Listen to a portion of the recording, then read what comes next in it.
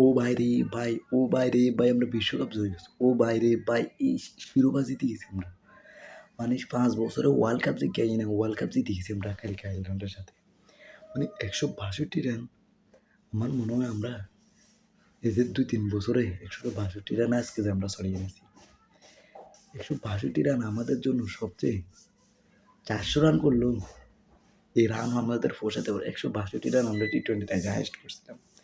যে নিউজ চ্যানেলগুলোতে দেখবেন যে ঢোকা যাইতেছে না, কোনো প্ল্যাটফর্মে ঢোকা যাইতেছে না, শুধু বাংলাদেশ বিশ্বকাপ জয় হয়েছে, বাংলাদেশ আয়ারল্যান্ডের সাথে সিরিজ। গতকাল কি পারবে যে বাংলাদেশ ১৫ রানে দিতে? যে বাংলাদেশ গতকাল কি পারবে যে কঠিন ম্যাচে সহজ করে নিতে? একমাত্র উপায় আছে, সেটা হলো সহজ উপায়ে কঠিন ম্যাচকে তাড়াতাড়ি উইকেট ধরে দেওয়া। এছাড়া উপায় নেই। বাংলাদেশ সহজ ম্যাচে কীভাবে কঠিন করে খেলতে হয় একমাত্র বাংলাদেশ জানে। যে জায়গাতে আপনি দেখবেন যে ১৫ ওভারে ম্যাচ জিতে গেছে আমাদের, ওই জায়গায় দেখবেন তো ১৯ ওভার ৫ বলে যে আমাদের ম্যাচ জিতছি। এটাই আমাদের কঠিন করে খেলা।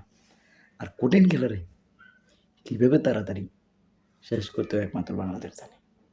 ওই তাড়াতাড়ি উইকেট মনোগুলা টিকটক মারানি করবো আর গরম ভাত ঠান্ডা হয়ে যাবে।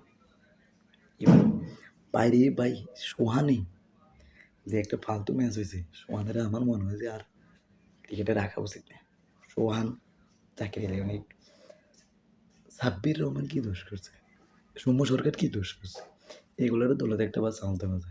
এই যে এত দর্শক, এত মানুষ, এত সোশ্যাল মিডিয়া ঝড় উঠে আমরা সাব্বির রহমানের দেখতে পাই না।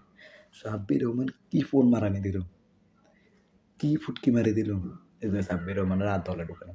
সৌম্য সরকারের গত একটা ম্যাচে দেখলাম যে চান্স দেওয়া হয়েছে, আর এখন আর চান্স দিতেছে না। এতে ওটা ওপেনিং ব্যাটসম্যান, একে তো চান্স দেওয়া দরকার। একটু তো একটা জাতীয় দলের ব্যাটসম্যান। সাব্বির রহমানে এমন কী দোষ করিয়ে লেছে যে এতে আর দলে ঢুকানো যাইতেছে।